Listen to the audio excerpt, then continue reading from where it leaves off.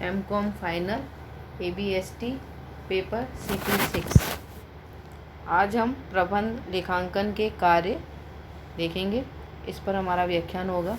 प्रबंध लेखांकन का उद्देश्य प्रबंध कार्यों में सहायता पहुंचाना होता है। प्रबंध लेखांकन प्रबंध कार्यों में दो तरह से सहायता पहुंचाता है। पहला, प्रबंध को आवश्यक लेखा सूचनाएं उपलब्ध कराना।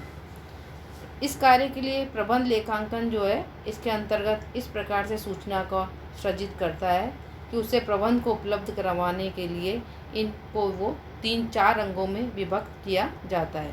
पहला, मापन प्रबंध लेखांकन में लेखापाल विभिन्न क्षेत्रों में प्रबंध की कार्य कुशलता का मापन करता है और इसी प्रकार आंतरिक अंकेक्षण, आंतरिक जांच, लाभ मात्रा विश्लेषण आदि के माध्यम से परिचालन कुशलता का मापन भी किया जाता है।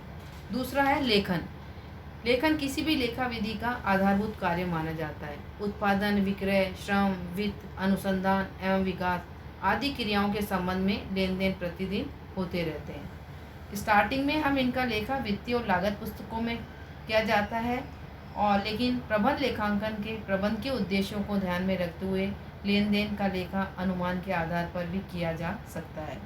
तीसरा, विश्लेषण प्रबंध की समस्याओं से संबंधित तथ्यों का एनालिसिस कर उन्हें स्पष्ट एवं सरल रूप में प्रबंध के समक्ष प्रस्तुत करना भी प्रबंध लेखांकन का ही कार्य होता है। चौथा, प्रतिवेदन प्रबंध लेखांकन में प्रतिवेदन का हमारा आशय प्रबंध लेखापाल द्वारा सृजित सूचना को प्रबंध तक पहुंचाने से है, जिससे कि वो निर्णय लेने में उन्हें आवश्यक रूप से उपयोग में ले सकें। इसी प्रकार दूसरा हमारा पॉइंट है प्रबंध क्रियाओं के निष्पादन में सहायता पहुंचाना। प्रबंध क्रियाओं के निष्पादन में सहायता किस प्रकार से पहुंचाई जाती है? आज विज्ञान के विकास के साथ साथ आधुनिक समय में औद्योगिक क्षेत्र में कुछ ऐसे महत्वपूर्ण क्रांतिकारी परिवर्तन हुए हैं जिनके फलस्वरूप प्रबंध की क्रियाओं का निष्पादन परंपरागत तरीकों से लाभदायक नहीं है। वर्तमान समय में यदि हम देखें तो प्रबंध स्वयं बोध के आधार पर निर्णय न लेकर संख्यात्मक तथ्यों एवं परिमाणात्मक विधियों के आधार पर निर्णय लेना अधिक उपयुक्त मानते हैं।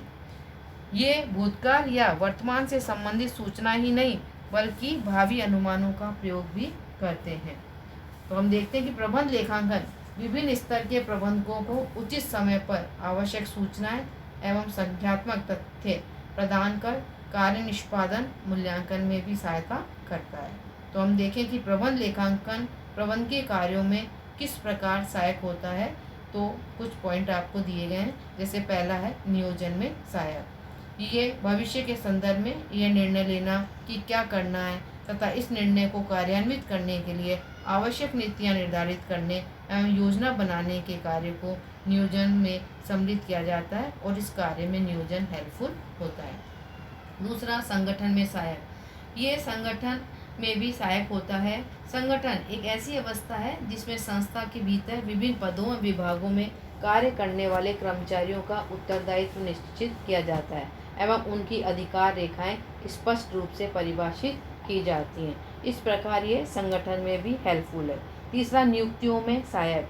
नियुक्ति का अभिप्राय किसी भी संगठन व्यवस्था में विभिन्न पदों पर योग्यता अनुसार व्यक्तियों को कार्यभार देने एवं पद की आवश्यकता एवं पदाधिकारियों की योग्यताओं में निरंतर संतुलन बनाए रखने की चेष्टा से होता है।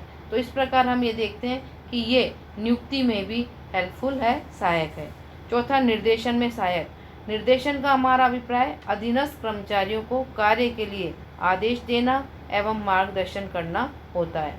निर्देशन का कार्य संस्था के कर्मचारियों को एक दल के रूप में कार्य करने के लिए भी अभिप्रेरित करता है, प्रेरणा देता है। पांचवा, नियंत्रण में सहायक। यह देखना कि संस्था में कार्य योजना के अनुरूप हो रहे हैं या नहीं तथा विचलन प्रकट होने पर अवांछनीय प्रवृत्तियों में सुधार करने के लिए अपनाई जाने वाली व्यवस्था को भी ये नियंत्रण करते हैं। तो नियंत्रण प्रक्रिया में ये मुख्य रूप से 3 कदम उठाने होते हैं। पहला, निष्पादन प्रमापों की स्थापना।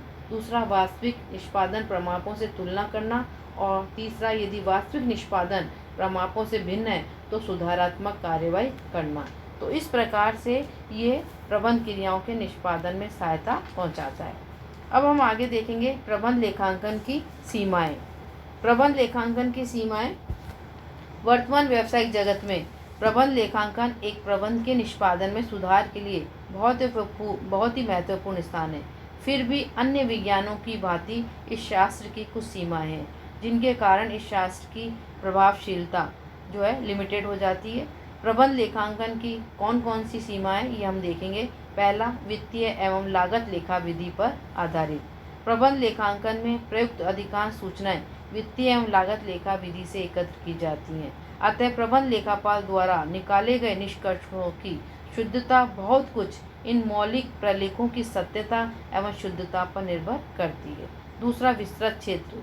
व्यवसाय की सफलता के लिए प्रबंध को अनेक उद्देश्यों को प्राप्त करना होता है। अतः प्रबंध लेखापाल को निष्कर्ष निकालते समय इन सभी उद्देश्यों को ध्यान में रखना होता है। तीसरा, सतत प्रयत्न का अभाव। प्रबंध लेखापाल द्वारा निकाले गए निष्कर्ष तब तक कोई महत्व नहीं रखते जब तक प्रबंध के प्रत्येक स्तर पर इनके क्रियान्वयन के लिए समन्वित एवं सतत प्रयास न किए जाएं। चौथा, मानव तत्व का अभाव। प्रबंध लेखांकन भविष्य से अधिक संबंधित होने के कारण कदम कदम पर अनुमानों का इसमें सहारा लेना होता है तथा प्रत्येक अनुमान में निर्णय लेना होता है।